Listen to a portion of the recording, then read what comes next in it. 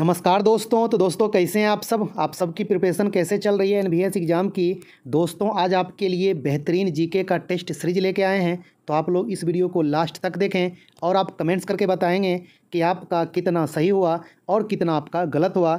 इस test series का सभी क्वेश्चन बहुत ही ज़्यादा इंपॉर्टेंट है, तो आप लोग ज़रूर बना के देखें। आप इस एनवीएस नॉन टीचिंग वैकेंसी में किसी भी पोस्ट के लिए अप्लाई किए हैं, सभी पोस्ट के लिए ये टेस्ट सीरीज इम्पोर्टेंट है, तो आप ज़रूर बना के देखें। ओके दोस्तों, यदि आप लोग अभी तक हिंदी का, कंप्यूटर का, जीके जीएस का ऑल टू ऑल वीडियो नहीं देखे हैं तो ज़रूर देख लें। इसका प्लेलिस्ट आपको मिल जाएगा एनवीएस हिंदी 2024 करके, एनवीएस कंप्यूटर 2024 करके और एनवीएस जीके 2024 करके प्लेलिस्ट अवेलेबल है। आप लोग सभी वीडियो जरूर देख लें, अभी आपके एग्जाम तक कंटिन्यू वीडियो आते रहेगा। ओके तो दोस्तों चलिए, target officer special GK test series का ये 8वां वीडियो हम लोग अच्छा से बना जाते हैं। यदि आप लोग मेरे चैनल पे नए हैं तो चैनल को जरूर सब्सक्राइब कर दें, आप अपने दोस्तों में ज़्यादा से ज़्यादा शेयर करें। ओके तो दोस्तों चलिए देखते हैं पहला क्वेश्चन क्या है।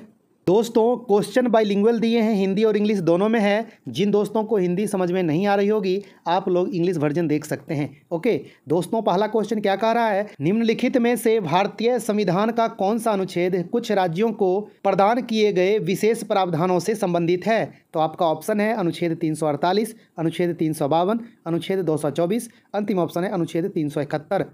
तो दोस्तों जल्दी से आप लोग अपना आंसर कंफर्म करें कि इनमें से कौन सा अनुच्छेद राज्यों को प्रदान किए गए विशेष प्रावधानों से संबंधित है। आप लोग जल्दी से अपना आंसर कंफर्म करें।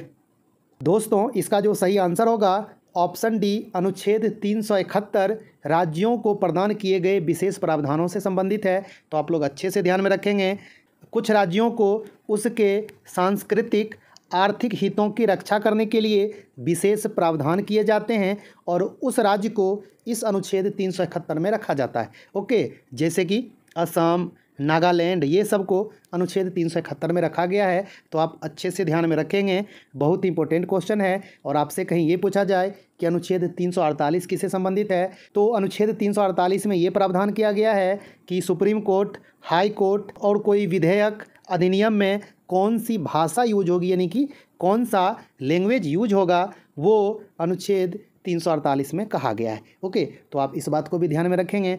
आपसे कहीं ये पूछा जाए कि अनुच्छेद 352 में क्या कहा गया है, तो आपको पता ही होगा कि अनुच्छेद 352 में राष्ट्रीय आपातकाल की चर्चा की गई है ना। जब राष्ट्रीय आपातकाल की घोषणा की जाती है तो अनुच्छेद 352 का प्रयोग किया जाता है ना। और इसके बाद क्या है दोस्तों, अनुच्छेद 224, तो जब हाई कोर्ट में एडिशनल जज की नियुक्ति की जाती है तो अनुच्छेद 224 का प्रयोग किया जाता है। अनुच्छेद 224 में हाई कोर्ट में एडिशनल जज की नियुक्ति से संबंधित प्रावधान किए गए। ओके तो आप इन सभी बातों को अच्छे से ध्यान में रखेंगे, आपको ये चारों आर्टिकल्स के बारे में बता दी। ओके चलिए दोस्तों देखते हैं क्वेश्चन नंबर 2 क्या कह रहा है। क्वेश्चन नंबर 2 क्या कह रहा है दोस्तों, दारा शिकोह किस मुगल सम्राट का पुत्र था। आपका ऑप्शन है औरंगजेब, अकबर, शाहजहां, बाबर। तो दोस्तों जल्दी से आप लोग अपना आंसर कंफर्म कर लें कि दारा शिकोह किसका पुत्र था। दोस्तों इसका जो सही आंसर होगा ऑप्शन सी, शाहजहां का पुत्र था। शाहजहां का पुत्र दारा शिकोह भी था और औरंगजेब भी था, है ना। दारा शिकोह और औरंगजेब दोनों भाई था, तो आप अच्छे से ध्यान में रखेंगे। ओके चलिए दोस्तों देखते हैं क्वेश्चन नंबर 3 क्या कह रहा है। टेस्ट सीरीज के अलावा आपको टॉपिक वाइज भी वीडियो दे रहे हैं, तो आप लोग जीके का टॉपिक वाइज वीडियो भी देखते रहें। आपको अभी टाइगर रिजर्व से संबंधित ऑल टू ऑल क्वेश्चन करवा दिए हैं और हिस्ट्री का, पॉलिटी का, ज्योग्राफी का, साइंस का ज़्यादा से ज़्यादा टॉपिक वाइज आपको वीडियो देंगे, जो आपको इस एनवीएस एग्ज़ाम में और एसएससी, रेलवे सभी एग्ज़ाम में अच्छा खासा हेल्प करेगा। ओके दोस्तों ये तीसरा क्वेश्चन क्या कह रहा है, वर्ष 2023 का सरस्वती सम्मान किसे प्रदान किया गया है। आपका ऑप्शन है शिव शंकरी, प्रभा वर्मा, रामदरस मिश्र, अंतिम ऑप्शन है हरिवंश राय बच्चन। तो दोस्तों जल्दी से आप लोग अपना आंसर कंफर्म करें। दोस्तों इसका जो सही आंसर होगा ऑप्शन बी, वर्ष 2023 का सरस्वती सम्मान प्रभा वर्मा को दिया गया है, जो कि 2024 में दिया गया है इस साल, है ना। तो आप अच्छे से ध्यान में रखेंगे। और सरस्वती सम्मान साहित्य के क्षेत्र में दिया जाता है, ये आपको पता ही होगा। और आइए अगला क्वेश्चन देखते हैं, इसी सरस्वती सम्मान से संबंधित है। चौथा नंबर क्वेश्चन क्या कह रहा है दोस्तों, प्रसिद्ध साहित्यकार प्रभा वर्मा को 2023 का सरस्वती सम्मान उनके किस काव्य कृति के लिए दिया गया है। तो आपका ऑप्शन है सूर्यवासम, मैं तो यहाँ हूँ, आत्मकथा, रौद्र सात्विकम। तो दोस्तों जल्दी से आप लोग अपना आंसर कन्फर्म करें कि प्रभा वर्मा को 2023 का सरस्वती सम्मान उनके किस कृति के लिए दिया गया है। दोस्तों इसका जो सही आंसर होगा ऑप्शन डी, रौद्र सात्विकम के लिए प्रभा वर्मा को 2023 का सरस्वती सम्मान प्रदान की गई है। तो आप अच्छे से ध्यान में रखेंगे। ओके, आइए दोस्तों देख लेते हैं अगला क्वेश्चन क्या कह रहा है, जो कि सरस्वती सम्मान से ही संबंधित है। क्वेश्चन नंबर 5 क्या कह रहा है दोस्तों, प्रसिद्ध साहित्यकार प्रभा वर्मा को 2023 का सरस्वती सम्मान किस भाषा में लिखे काव्य कृति के लिए दिया गया है। तो आपका ऑप्शन है तमिल, मराठी, मलयालम, अंतिम ऑप्शन है पंजाबी। तो दोस्तों जल्दी से आप लोग अपना आंसर कंफर्म करें कि रौद्र सात्विकम के लिए जो उनको सरस्वती सम्मान दिया गया है, तो रौद्र सात्विकम किस भाषा में लिखी गई है। आप लोग जल्दी से अपना आंसर कंफर्म करें। दोस्तों इसका जो सही आंसर होगा ऑप्शन सी, मलयालम लैंग्वेज में लिखा गया है। तो आप अच्छे से ध्यान में रखेंगे। और आपसे ये पूछा जाए कि पहला सरस्वती सम्मान किसे प्रदान किया गया था, तो हरिवंश राय बच्चन को पहला सरस्वती सम्मान 1991 में प्रदान की गई थी। उनके किस कृति के लिए, तो आत्मकथा के लिए, जो कि हिंदी लैंग्वेज में लिखी गई थी, है ना। तो आप इन सभी बातों को ध्यान में रखेंगे। चलिए दोस्तों देखते हैं क्वेश्चन नंबर 6 क्या कह रहा है। छठा नंबर क्वेश्चन क्या कर रहा है दोस्तों, शांति स्वरूप भटनागर पुरस्कार किस क्षेत्र में प्रदान की जाती है। आपका ऑप्शन है साहित्य कला, विज्ञान और प्रौद्योगिकी, अर्थशास्त्र, अंतिम ऑप्शन है गणित। तो दोस्तों जल्दी से आप लोग अपना आंसर कंफर्म करें कि शांति स्वरूप भटनागर पुरस्कार किस क्षेत्र में प्रदान की जाती है। दोस्तों इसका जो सही आंसर होगा ऑप्शन बी, साइंस और टेक्नोलॉजी के क्षेत्र में शांति स्वरूप भटनागर पुरस्कार दी जाती है। तो आप अच्छे से ध्यान में रखेंगे। ओके, चलिए दोस्तों देखते हैं क्वेश्चन नंबर 7 क्या कह रहा है। क्वेश्चन नंबर 7 क्या कह रहा है दोस्तों, प्रसिद्ध टेनिस खिलाड़ी नोवाक जोकोविच किस देश से संबंधित हैं। आपका ऑप्शन है अर्जेंटीना, सर्बिया, स्लोवाकिया, साइबेरिया। तो दोस्तों जल्दी से आप लोग अपना आंसर कंफर्म करें कि प्रसिद्ध टेनिस खिलाड़ी नोवाक जोकोविच किस देश से संबंधित हैं। दोस्तों इसका जो सही आंसर होगा ऑप्शन बी, सर्बिया से हैं। तो आप अच्छे से ध्यान में रखेंगे। और सर्बिया की राजधानी कहाँ है, तो सर्बिया की राजधानी बेलग्रेड है। आप इस बात को भी ध्यान में रखेंगे। ओके, चलिए दोस्तों देखते हैं क्वेश्चन नंबर 8 क्या कह रहा है। क्वेश्चन नंबर 8 क्या कह रहा है दोस्तों, प्रयोगशाला थर्मामीटर की सीमा आमतौर पर होती है। आपका ऑप्शन है -10 डिग्री से 100 डिग्री, -10 डिग्री से 110 डिग्री, -12 डिग्री से 114 डिग्री, -14 डिग्री से 140 डिग्री। तो दोस्तों जल्दी से आप लोग अपना आंसर कन्फर्म करें कि प्रयोगशाला थर्मामीटर की सीमा कितनी होती है। दोस्तों इसका जो सही आंसर होगा ऑप्शन बी, -10 डिग्री से 110 डिग्री तक प्रयोगशाला थर्मामीटर की सीमा होती है। तो आप अच्छे से ध्यान में रखेंगे। ओके, चलिए दोस्तों देखते हैं क्वेश्चन नंबर 9 क्या कह रहा है। क्वेश्चन नंबर 9 क्या कह रहा है दोस्तों, 2011 के जनगणना के अनुसार भारत में जैन आबादी कितनी प्रतिशत है। आपका ऑप्शन है 2.3%, 1.7%, 0.7%, 0.4%। तो दोस्तों जल्दी से आप लोग अपना आंसर कंफर्म करें कि 2011 के जनगणना के अनुसार भारत में जैन आबादी कितनी प्रतिशत है। दोस्तों इसका जो सही आंसर होगा ऑप्शन डी, 0.4% आबादी जैन की है 2011 के जनगणना के अनुसार। ओके, और आइए आपको इसके अलावा कुछ इन्फॉर्मेशन दे देते हैं। आप ये जो देख रहे हैं 2.3% ये क्रिश्चियन की आबादी है, ये 1.7% ये सिख की आबादी है, और ये 0.7% ये बौद्ध की आबादी है। ओके, तो आप अच्छे से ध्यान में रखेंगे, एग्जाम में ये परसेंटेज भी पूछा जाता है। ओके, चलिए दोस्तों देखते हैं क्वेश्चन नंबर 10 क्या कह रहा है।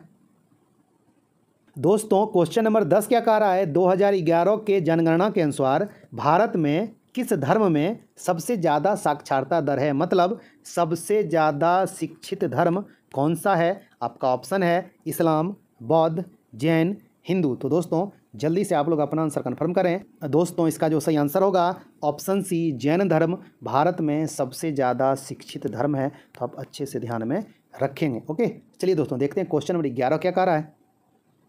दोस्तों क्वेश्चन नंबर 11 क्या कह रहा है, पंडित शिव कुमार शर्मा का संबंध किस संगीत वाद्य यंत्र से है। आपका ऑप्शन है सितार, संतूर, सरोद, वायलिन। तो दोस्तों जल्दी से आप लोग अपना आंसर कंफर्म करें कि पंडित शिव कुमार शर्मा का संबंध किस संगीत वाद्य यंत्र से है। दोस्तों इसका जो सही आंसर होगा ऑप्शन बी, संतूर से है। तो आप अच्छे से ध्यान में रखेंगे। ओके, चलिए दोस्तों देखते हैं क्वेश्चन नंबर 12 क्या कह रहा है। क्वेश्चन नंबर 12 क्या कह रहा है दोस्तों, पंडित निखिल बनर्जी का संबंध किस संगीत वाद्य यंत्र से है? आपका ऑप्शन है सितार, तबला, सरोद, अंतिम ऑप्शन है वायलिन। तो दोस्तों जल्दी से आप लोग अपना आंसर कन्फर्म करें कि पंडित निखिल बनर्जी का संबंध किस संगीत वाद्य यंत्र से है। दोस्तों इसका जो सही आंसर होगा ऑप्शन ए सितार से है, तो आप अच्छे से ध्यान में रखेंगे। ओके, चलिए दोस्तों देखते हैं क्वेश्चन नंबर 13 क्या कह रहा है। क्वेश्चन नंबर 13 क्या कह रहा है दोस्तों, इनमें से कौन सा उपकरण विद्युत धारा उत्पन्न करता है? आपका ऑप्शन है गैल्वेनोमीटर, जनरेटर, मोटर, अंतिम ऑप्शन है अमीटर। तो दोस्तों जल्दी से आप लोग अपना आंसर कन्फर्म करें कि इनमें से कौन सा उपकरण विद्युत धारा उत्पन्न करता है। दोस्तों इसका जो सही आंसर होगा ऑप्शन बी जनरेटर विद्युत धारा उत्पन्न करता है, तो आप अच्छे से ध्यान में रखेंगे। ओके, चलिए दोस्तों देखते हैं क्वेश्चन नंबर 14 क्या कह रहा है। क्वेश्चन नंबर 14 क्या है दोस्तों, भारतीय रिजर्व बैंक के स्थापना के 90 वर्ष पूर्ण होने के अवसर पर प्रधानमंत्री मोदी के द्वारा कितने रुपये के स्मारक सिक्के जारी किए गए हैं? आपका ऑप्शन है 50 रुपये, 100 रुपये, 90 रुपये, अंतिम ऑप्शन है 500 रुपये। तो दोस्तों जल्दी से आप लोग अपना आंसर कन्फर्म करें।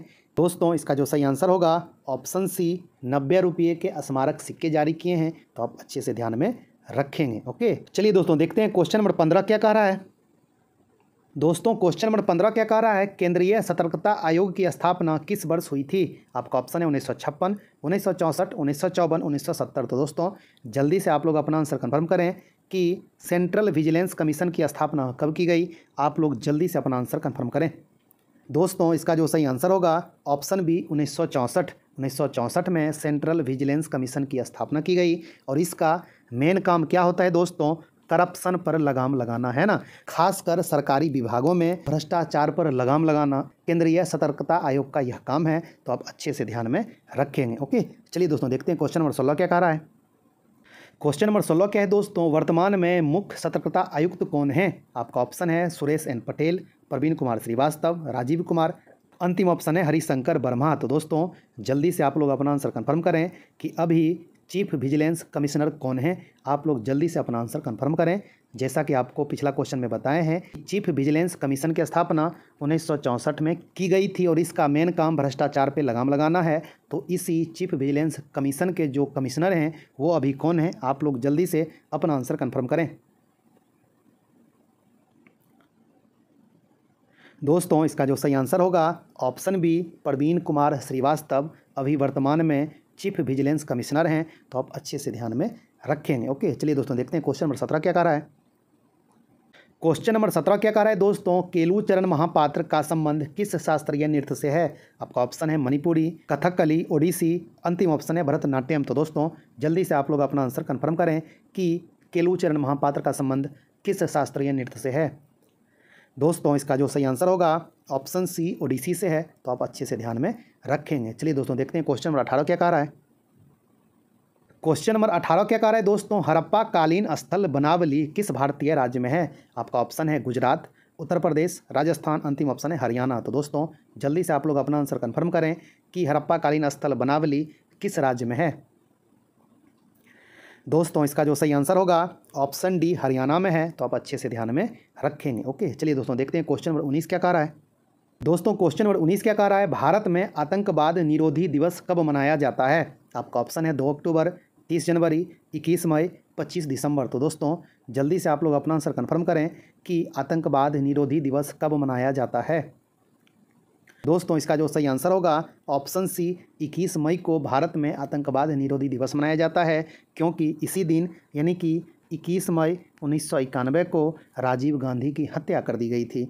राजीव गांधी जो भारत के पूर्व प्रधानमंत्री थे, है ना, तो आप अच्छे से ध्यान में रखेंगे। चलिए दोस्तों देखते हैं क्वेश्चन नंबर 20 क्या कह रहा है। क्वेश्चन नंबर 20 क्या कह रहा है दोस्तों, जलियांवाला बाग हत्याकांड के तुरंत पश्चात कौन सा आंदोलन शुरू हुआ था? आपका ऑप्शन है सविनय अवज्ञा आंदोलन, खेरा आंदोलन, असहयोग आंदोलन, अंतिम ऑप्शन है भारत छोड़ो आंदोलन।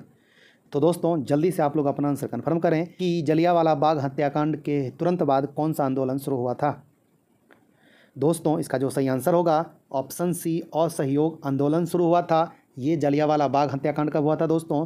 तो 13 अप्रैल 1919 को हुआ था और ये असहयोग आंदोलन स्टार्ट हो गया 1920 में, तो आप अच्छे से ध्यान में रखेंगे। ओके, सविनय अवज्ञा आंदोलन कब शुरू हुआ था दोस्तों? 1930 में शुरू हुआ। खेरा आंदोलन कब शुरू हुआ? 1918 में शुरू हुआ। और जैसा कि आपको बताया असहयोग आंदोलन 1920 में शुरू हुआ और भारत छोड़ो आंदोलन 1942 में शुरू हुआ था, है ना। तो आप इन सभी बातों को ध्यान में रखेंगे। चलिए दोस्तों देखते हैं क्वेश्चन नंबर 21 क्या कह रहा है।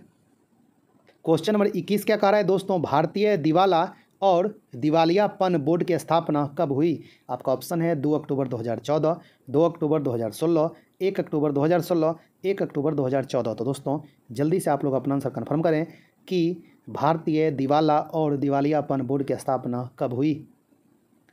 दोस्तों इसका जो सही आंसर होगा ऑप्शन सी 1 अक्टूबर 2016 को भारतीय दिवाला और दिवालियापन बोर्ड की स्थापना हुई। तो आप अच्छे से ध्यान में रखेंगे, किसी व्यक्ति को, संस्था को दिवालियापन घोषित करना है कि नहीं, इससे संबंधित काम ये देखता है बोर्ड। ओके, तो आप अच्छे से ध्यान में रखेंगे। चलिए दोस्तों देखते हैं क्वेश्चन नंबर 22 क्या कह रहा है। क्वेश्चन नंबर 22 क्या कह रहा है दोस्तों, महात्मा गांधी राष्ट्रीय ग्रामीण रोजगार गारंटी अधिनियम किस वर्ष पारित की गई। आपका ऑप्शन है 2004, 1999, 2005, 2006। तो दोस्तों जल्दी से आप लोग अपना आंसर कन्फर्म करें कि मनरेगा कब पारित की गई, है ना। दोस्तों इसका जो सही आंसर होगा ऑप्शन सी 2005 में। आपसे ये पूछा जाए कि महात्मा गांधी राष्ट्रीय ग्रामीण रोजगार गारंटी अधिनियम किस वर्ष पारित हुई, यानी कि मनरेगा किस वर्ष पारित हुआ, तो 2005 में। आपसे ये पूछे लागू किस वर्ष हुई, तो 2006 में, है ना। दोनों क्वेश्चन अलग अलग है, दोनों का आंसर अलग अलग है। 2005 में पारित हुई थी और 2006 में लागू हुई। ओके, चलिए दोस्तों देखते हैं क्वेश्चन नंबर 23 क्या कह रहा है। क्वेश्चन नंबर 23 क्या कह रहा है दोस्तों, पदार्थ की सबसे छोटी इकाई क्या कहलाती है। आपका ऑप्शन है परमाणु, अणु, आयन, यौगिक। तो दोस्तों जल्दी से आप लोग अपना आंसर कन्फर्म करें कि सबसे छोटी इकाई क्या होती है पदार्थ की। दोस्तों इसका जो सही आंसर होगा ऑप्शन ए परमाणु होती है। तो आप अच्छे से ध्यान में रखेंगे। चलिए दोस्तों देखते हैं क्वेश्चन नंबर 24 क्या कह रहा है। क्वेश्चन नंबर 24 क्या कह रहा है दोस्तों, सुकन्या समृद्धि योजना किस वर्ष शुरू की गई। आपका ऑप्शन है 2014, 2015, 2016, अंतिम ऑप्शन है 2017। तो दोस्तों जल्दी से आप लोग अपना आंसर कन्फर्म करें कि सुकन्या समृद्धि योजना किस वर्ष शुरू की गई। दोस्तों इसका जो सही आंसर होगा ऑप्शन बी 2015 में सुकन्या समृद्धि योजना शुरू की गई। आप लोग अच्छे से ध्यान में रखेंगे, आप अपनी बेटी के फ्यूचर के लिए इस योजना के तहत पैसा सेविंग कर सकते हैं। ओके, चलिए दोस्तों देखते हैं क्वेश्चन नंबर 25 क्या कह रहा है। क्वेश्चन नंबर 25 क्या कह रहा है दोस्तों, सत्यमंगलम बाघ आरक्षित क्षेत्र किस राज्य में है। आपका ऑप्शन है केरल, कर्नाटक, आंध्र प्रदेश, अंतिम ऑप्शन है तमिलनाडु। तो दोस्तों जल्दी से आप लोग अपना आंसर कन्फर्म करें कि सत्यमंगलम बाघ आरक्षित क्षेत्र किस राज्य में है। दोस्तों इसका जो सही आंसर होगा ऑप्शन डी तमिलनाडु में है। तो आप अच्छे से ध्यान में रखेंगे और टाइगर रिजर्व से संबंधित ऑल टू ऑल क्वेश्चन जो आपको करवाए हैं, यदि आप लोग अभी तक वो वीडियो नहीं देखे हैं तो ज़रूर देख लें। ओके, NBS GK 2024 करके जो प्लेलिस्ट है उसमें ये all to all video available है। ओके, चलिए दोस्तों देखते हैं क्वेश्चन नंबर 26 क्या कह रहा है। क्वेश्चन नंबर 26 क्या कह रहा है दोस्तों, अर्थव्यवस्था में प्रयुक्त संक्षेप GDP का पूर्ण रूप क्या होता है। आपका ऑप्शन है group development price, gross development price, gross domestic product, gross domestic price. तो दोस्तों जल्दी से आप लोग अपना आंसर कन्फर्म करें कि GDP का पूर्ण रूप क्या होता है। आप लोग बहुत सुनते होंगे कि भारत का GDP कम हो रही है, भारत का GDP बढ़ रही है। तो इस GDP का फुल फॉर्म क्या होता है, जल्दी से आप लोग अपना आंसर कन्फर्म करें। दोस्तों इसका जो सही आंसर होगा option C gross domestic product होता है। तो आप अच्छे से ध्यान में रखेंगे। ओके, चलिए दोस्तों देखते हैं क्वेश्चन नंबर 27 क्या कह रहा है। क्वेश्चन नंबर 27 क्या कह रहा है दोस्तों, भारत में हाथी संरक्षण परियोजना किस वर्ष शुरू की गई। आपका ऑप्शन है 1972, 1982, 1992, 1976। तो दोस्तों जल्दी से आप लोग अपना आंसर कन्फर्म करें कि भारत में हाथी संरक्षण परियोजना किस वर्ष शुरू की गई। दोस्तों इसका जो सही आंसर होगा ऑप्शन सी 1992 में हाथी संरक्षण परियोजना शुरू की गई थी। तो आप अच्छे से ध्यान में रखेंगे। ओके, चलिए दोस्तों देखते हैं क्वेश्चन नंबर 28 क्या कह रहा है। क्वेश्चन नंबर 28 क्या कह रहा है दोस्तों, राज्यसभा में दिल्ली केंद्र शासित प्रदेश के लिए कितने सीट आरक्षित है। आपका ऑप्शन है 7, 3, 1, 4। तो दोस्तों जल्दी से आप लोग अपना आंसर कन्फर्म करें कि दिल्ली केंद्र शासित प्रदेश के लिए राज्यसभा में कितना सीट आरक्षित है। दोस्तों इसका जो सही आंसर होगा ऑप्शन बी 3 सीट आरक्षित है राज्यसभा में। तो आप अच्छे से ध्यान में रखेंगे। और दिल्ली के लिए लोकसभा में कितना सीट है, तो 7 है ना। तो आप दोनों बात को ध्यान में रखेंगे। चलिए दोस्तों देखते हैं क्वेश्चन नंबर 29 क्या कह रहा है। क्वेश्चन नंबर 29 क्या कह रहा है दोस्तों, निम्नलिखित में से कौन सा तत्व विद्युत संयोजकता प्रदर्शित नहीं करता है। आपका ऑप्शन है कैल्शियम, सोडियम, क्लोरीन, अंतिम ऑप्शन है कार्बन। तो दोस्तों जल्दी से आप लोग अपना आंसर कन्फर्म करें। दोस्तों इसका जो सही आंसर होगा ऑप्शन डी, कार्बन विद्युत संयोजकता प्रदर्शित नहीं करता है। तो आप अच्छे से ध्यान में रखेंगे। ओके, चलिए दोस्तों देखते हैं क्वेश्चन नंबर 30 क्या कह रहा है। क्वेश्चन नंबर 30 क्या कह रहा है दोस्तों, लता दीनानाथ मंगेशकर पुरस्कार 2024 किसे प्रदान किया गया। आपका ऑप्शन है नरेंद्र मोदी, अमिताभ बच्चन, रतन जी टाटा, अंतिम ऑप्शन है राहुल गांधी। तो दोस्तों जल्दी से आप लोग अपना आंसर कन्फर्म करें कि लता दीनानाथ मंगेशकर पुरस्कार 2024 किसे दिया गया है। दोस्तों इसका जो सही आंसर होगा ऑप्शन बी, अमिताभ बच्चन को लता दीनानाथ मंगेशकर पुरस्कार 2024 प्रदान की गई है। तो आप अच्छे से ध्यान में रखेंगे। ओके, तो दोस्तों ये टोटल 30 क्वेश्चन था। आप लोग कमेंट्स करके बताएं कि ऑल टू ऑल क्वेश्चन आपको कैसा लगा। सभी क्वेश्चन आपके एग्जाम के लिए बहुत ही ज़्यादा इंपॉर्टेंट है। आप लोग रिपीट करके भी देखें। कुछ क्वेश्चन में आपको बीच में डिस्कशन भी करवा दिए हैं, जो आपको ज़्यादा जानकारी मिले, जो आपको ज़्यादा समझ में आए और आपकी एग्जाम में अच्छा खासा हेल्प हो सके, है ना। तो दोस्तों ये ऑल टू ऑल क्वेश्चन आपको कैसा लगा कमेंट्स करके जरूर बताएं। आप अपने दोस्तों में ज़्यादा से ज़्यादा शेयर करें। तो दोस्तों मिलते हैं एक अच्छा खासा नई वीडियो लेके, तब तक के लिए धन्यवाद, नमस्कार।